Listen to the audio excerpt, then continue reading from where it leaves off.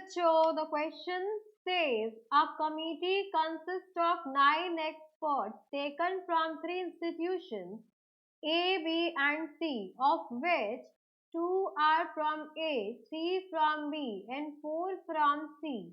If 3 experts resign from the committee, then the probability of exactly 2 of the resigned experts being from the same institution is equal to 4 options A, B, C, D are given. We have to choose the correct one. तो question में ये हुआ है कि एक committee थी जिसमें 9 लोग एक्सपर्ट थे फ्रॉम 3 इंस्टीट्यूशन ABC. एक ए से 2 लोग थे, बी से 3 लोग थे और सी से 4 लोग थे. अब यहाँ पर 3 लोगों ने रिजाइन कर दिया. अब एग्जैक्टली इस बात की प्रोबेबिलिटी बताइए कि रिजाइन जो 3 लोग हैं उसमें से एग्जैक्टली 2 पर्सन सेम इंस्टीट्यूशन से है. तो यहाँ पर इस क्वेश्चन को सॉल्व करने के लिए हम की कॉन्सेप्ट यूज करेंगे. वो होगा आपके पास प्रोबेबिलिटी का फॉर्मूला. तो probability of an event is equal to favourable outcome. तो जो एक्सपेरिमेंट है हमारा उसके favourable outcomes divided by total possible outcomes of the given experiment. अब यहाँ पर देखिए, यहाँ पर आपके पास एक इंस्टीट्यूशन ए है जिसमें आपके 2 लोग हैं, बी से आपके 3 लोग हैं और सी से आपके 4 लोग हैं. तो टोटल हो गए आपके पास 9 एक्सपर्ट्स. तो यहाँ पे हो गया आपके पास, हमें किस बात की प्रोबेबिलिटी चाहिए कि 3 लोगों ने रिजाइन किया, उसमें से 2 एग्जैक्टली सेम इंस्टीट्यूट के हो. तो probability of the given event is equal to favourable outcome. तो ये हो सकता है आपके पास कि ए में आपके पास 2 पर्सन थे, इन दोनों में से दोनों ने रिजाइन कर दिया. बाकी जो थर्ड पर्सन है हो सकता है वो आपका सी इससे बी इंस्टीट्यूशन से हो, या फिर हो सकता है कि वो पर्सन किससे हो, वो पर्सन मेरा सी इंस्टीट्यूशन से हो. तो सी में 4 लोग हैं, उसमें से एक पर्सन आ जाएगा. तो ये हो जाएगा मेरे पास 4C1. देन प्लस अब की बार हो सकता है कि आपके पास बी इंस्टीट्यूट में 3 लोग हैं जिसमें से 2 लोगों ने रिजाइन कर दिया. अब थर्ड पर्सन पॉसिबिलिटी है आपका कि वो इंस्टीट्यूट ए से हो या फिर वो इंस्टीट्यूट सी से हो.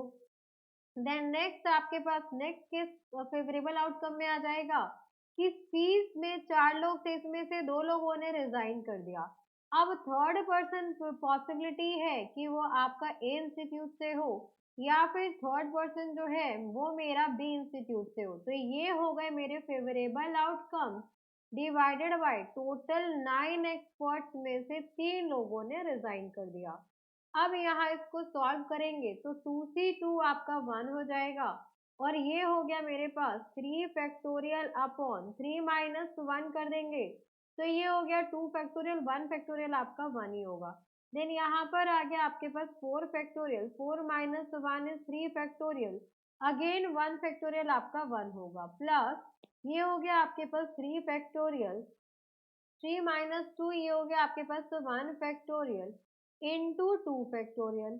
देन यहाँ पर आ गया आपके पास 2 फैक्टोरियल. 2 माइनस 1 इज 1 फैक्टोरियल जो कि आपका 1 रहेगा. इन द सेम वे यहाँ पर आ गया 4 फैक्टोरियल. 4 माइनस 1 कर देंगे तो ये हो गया 3 फैक्टोरियल और 1 फैक्टोरियल आपका 1 रहेगा. देन प्लस ये हो गया आपके पास 4 factorial. 4 minus 2 is 2 factorial into 2 factorial और ये हो गया आपके पास 2 फैक्टोरियल. प्लस यहाँ पर आ जाएगा 3 फैक्टोरियल. 3 माइनस 1 इज 2 फैक्टोरियल और अगेन 1 फैक्टोरियल 1 हो गया. अपॉन ये हो गया आपके पास 9C3.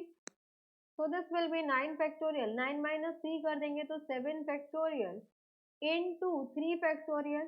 तो यहाँ पे 9 minus 3 करेंगे तो ये आएगा आपके पास 6 factorial.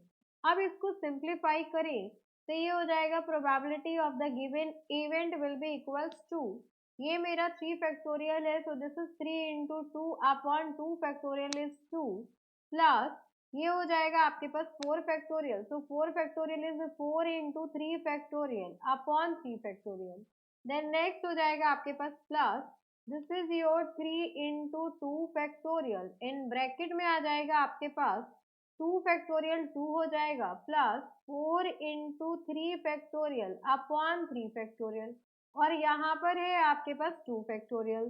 देन नेक्स्ट आ जाएगा आपके पास plus 4 factorial is 4 into 3 into 2 into 1, तो 1 को रहने दिया, 2 फैक्टोरियल इज 2, तो 2 into 2 हो गया, और यहाँ पर आ जाएगा 2 factorial is 2 plus 3 factorial is 3 into 2 factorial upon 2 factorial upon यहाँ पर आ गया 9 फैक्टोरियल, जिसको हम 9 into 8 into 7 factorial upon 7 factorial into यहाँ पर आ जाएगा आपके पास, ये हो गया आपके पास 6 फैक्टोरियल है, तो यहाँ पर हम 6 फैक्टोरियल तक जाएंगे, तो 9 into 8 into 7 ये हो जाएगा मेरे पास 6 फैक्टोरियल, और ये हो गया आपके पास 6 फैक्टोरियल, एंड देन यहाँ पे आ गया आपके पास 3 फैक्टोरियल।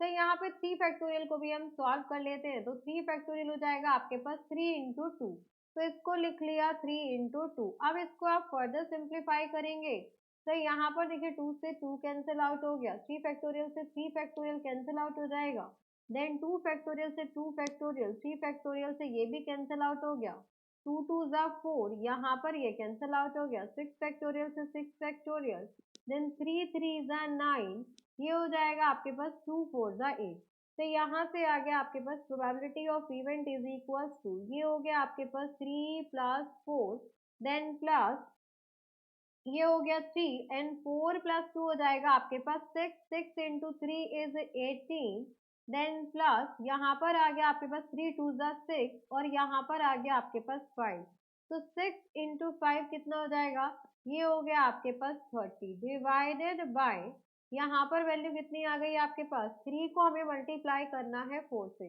तो यहाँ पर आ गया आपके पास 12 into 7।